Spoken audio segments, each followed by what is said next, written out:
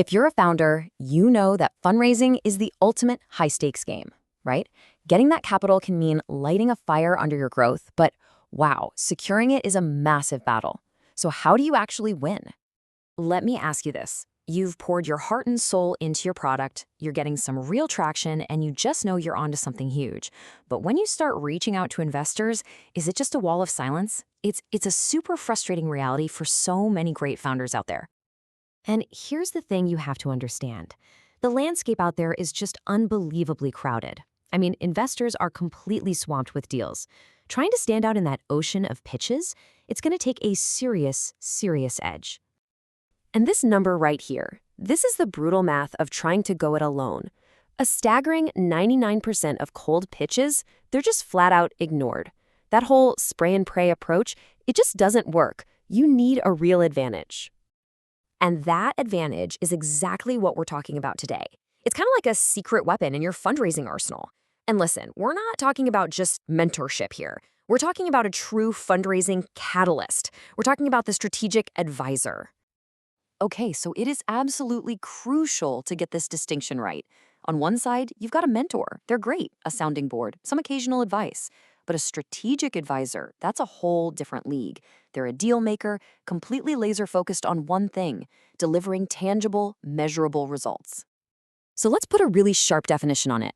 A strategic fundraising advisor is a seasoned pro who isn't just giving you tips. They are actively in the trenches with you. They're unlocking their personal networks, they're building your credibility from the outside in, and they're guiding you through that complex maze of deal negotiations. They are your partner in getting the capital you need.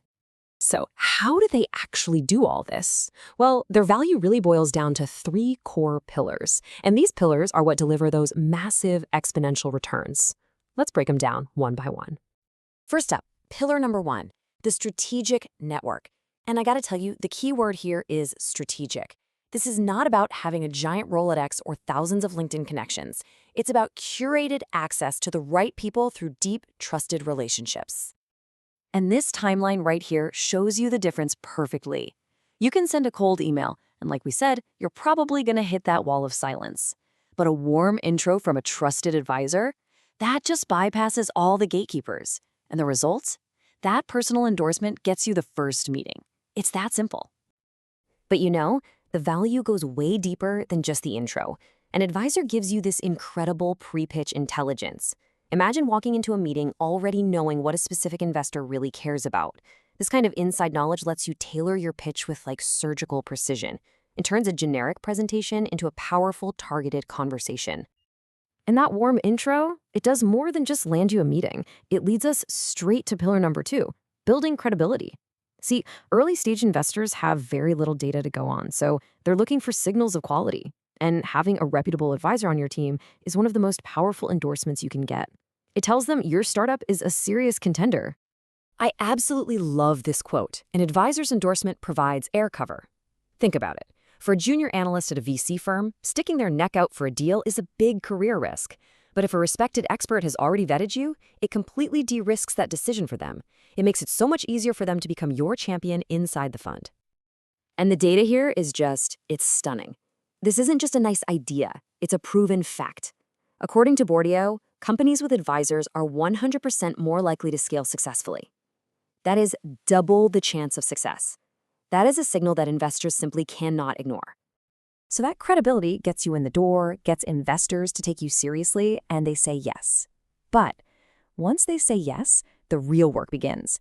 And that brings us to our final and absolutely crucial pillar, mastering the deal. Getting that yes is just the start. The term sheet negotiation is where fortunes are made or lost. I mean, just look at some of this jargon. For a first-time founder, a term sheet can be incredibly intimidating. Clauses like liquidation preferences can decide who gets paid first if you sell the company. Protective provisions can literally give investors veto power over your decisions. An advisor helps you navigate all of this, making sure the deal you sign sets you up for future success, not future headaches. Okay, so let's say you're convinced, you see the value, but how do you actually make it work? Let's get practical and talk about the mechanics of the relationship, how you structure a deal that makes sure everyone wins. So the first question everyone asks is about equity. And the standard range is actually a very small slice of the pie, usually between 0.1% and 1%. But you have to think of it not as a cost, but as a strategic investment you're making to raise money faster and at a higher valuation. And the key here is to make it official with an advisory agreement. So, step one, a formal agreement that outlines everyone's roles and responsibilities.